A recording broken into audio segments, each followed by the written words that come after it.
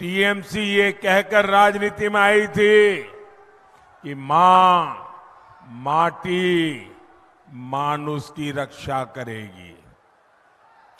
आज टीएमसी मां माटी मानुष का ही भक्षण कर रही है। बंगाल की महिलाओं का भरोसा टीएमसी से टूट गया है। संदेश खाली में जो पाप हुआ है उसने पूरे बंगाल की बहनों को सोचने पर मजबूर कर दिया है। एससी एसटी परिवार की बहनों को तो टीएमसी के लोग इंसान ही नहीं समझते। अपने शाहजहां को बचाने के लिए टीएमसी के लोग संदेश खाली की बहनों को ही दोषी ठहरा रहे हैं, उनके चरित्र पर सवाल उठा रहे हैं। जैसी भाषा ये लोग उनके लिए बोल रहे हैं, इसका जवाब बंगाल की हर बेटी अपने वोट से टीएमसी को तबाह कर देगी।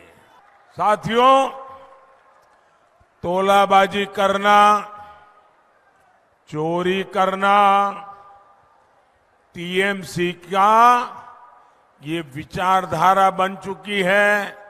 आचार विचार एक ही बन चुका है। आप मुझे बताइए साथियों, जिस बंगाल में मां सरस्वती की पूजा होती है वहां टीएमसी सरकार शिक्षा में भी चोरी करती है।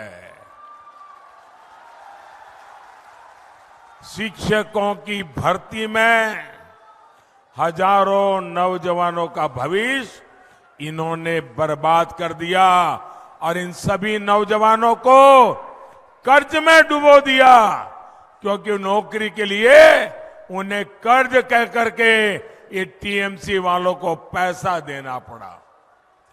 लेकिन साथियों, नुकसान सिर्फ इन नौजवानों का ही नहीं, आज बंगाल के गांवों के स्कूलों में शिक्षक नहीं है। टीएमसी ने उन बच्चों का भविष्य भी चोरी कर लिया है।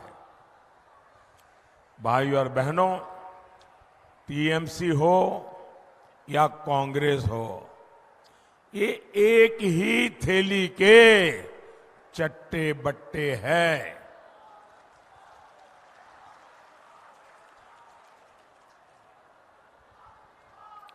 आप देखिए, कांग्रेस के मंत्री कांग्रेस के संसद के पास से कैसे नोटों के पहाड़ मिल रहे हैं। नोटों के पहाड़ आपने देखा है कि नहीं? टीवी पर नोटों के पहाड़ देखे हैं ना? मैंने अपनी जिंदगी में आंख के सामने नोटों का ढेर नहीं देखा जितने नोटों के पहाड़ पर ये चोर लुटेरे बैठे हैं। यहां टीएमसी के नेताओं और मंत्रियों के पास से भी नोटों के पहाड़ निकलते हैं। ये भ्रष्टाचार करते रंगे हाथ पकड़े जा रहे हैं और गाली मोदी को देते हैं। मुझे बताइए भाई, क्या मैंने देशवासियों से कभी कुछ छिपाया है क्या? मैंने 14 में कहा था ना, मैं भ्रष्टाचारियों के खिलाफ काम करूंगा। मैंने कहा था कि नहीं कहा था? मैंने 2019 में कहा था ना कि मैं भ्रष्टाचारियों को एक एक करके पकड़ूंगा। कहा था कि नहीं कहा था? और 24 में कह रहा हूं, मैं ये भ्रष्टाचारियों का जीना जेल के बाहर रहने नहीं दूंगा।